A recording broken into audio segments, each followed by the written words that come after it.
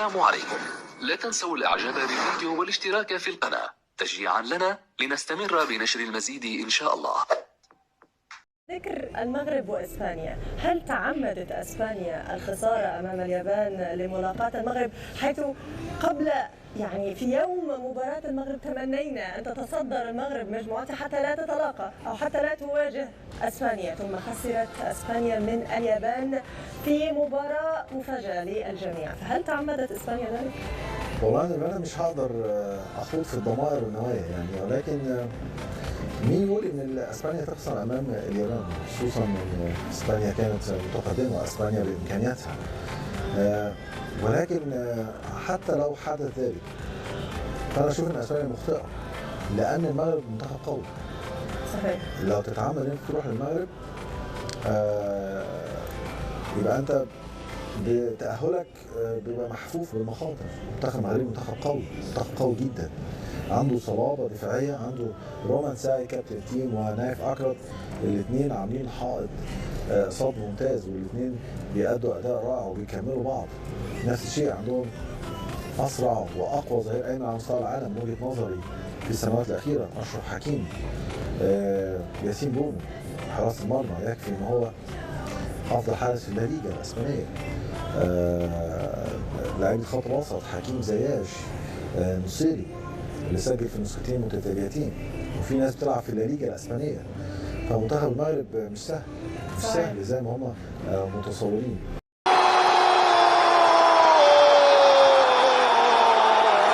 هذه المرة وسود جزاء خطيرة جدا، خطيرة جدا. لا لا لا لا لا لا لا لا لا لا لا لا لا لا لا، سجل مبكرا جدا. حكيم حكيم حكيم، لقاء تواصل الآن. انا اتوقع المباراة دي هتكون من اصعب المواجهات في هذا الدور. بكل تأكيد هذه المباراة لن تكون مباراة سهلة بالنسبة للمنتخب الإسباني أمام نظيره المغرب، بكل تأكيد. نتمنى الفوز. المؤتمر الصحفي لمدرب المنتخب المغربي وليد الركراكي الذي تحدث لوسائل الإعلام قائلا فيه، حيث أكد جاهزية منتخب بلاده لمباراة الغد أمام المنتخب الإسباني، وقال يجب أن يكون اللاعبين على أتم الاستعداد لهذه المباراة، رافضا في الوقت ذاته الحديث على موضوع اللياقة البدنية وأن جميع اللاعبين يجب أن يكونوا في أتم الجاهزية.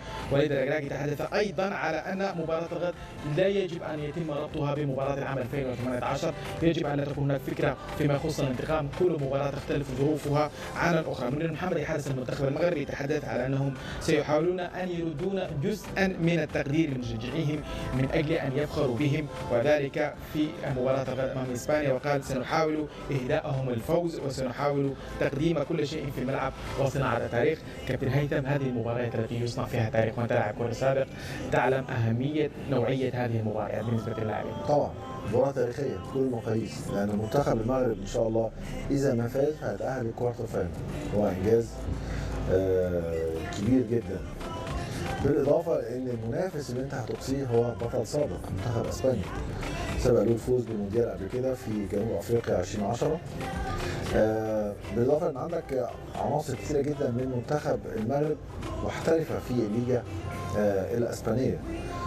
فأنا أشوف إنها مباراة لصناعة التاريخ. وليد الركراكي الحقيقة يمكن بقاله فترة بسيطة جدا مع المنتخب المغربي، ولكن إنجازاته وقيادته للفرق اللي تولى تدريبها سواء هنا في قطر أو الوداد بفوزه بالشامبيونز ليج الأفريقي، يقول إن هو صاحب فكر، إن هو قادر على صناعة التاريخ. والخطوات اللي تم اتخاذها من قبل واتجاه المنتخب المغربي بإعادة حمد الله أو إعادة حكيم زياش تنم على إن هو مدرب فاهم وعارف الفريق محتاج إيه، توظيفه للاعبين، فقدانه لبعض العناصر أثناء المباريات نتيجة للإصابات، والتعامل معها كان بشكل ممتاز جدا. ياسين بونو في مباراة بعد الورلد كاب وأثناء عزف السلام الوطني تم استبداله لأنه غير قادر على لعب المباراة، وده شيء يحسب برضه للمدير الفني ان هو لم يهتز لم يتاثر. تغييراته تدل على انه فاهم امكانيات الفريق، عنده قراءه جيده للمباريات. مباراه صعبه بدون ادنى شك، اسبانيا قوه عظمى في عالم كره القدم. اذا ما فازت اسبانيا فانا اعتقد حتى الفوز هيكون بصعوبه جدا، وان منتخب المغرب هيصعب عليهم الامر، ولكن انا عن نفسي الحقيقه في انتظار المفاجاه ان شاء الله بفوز منتخب المغرب.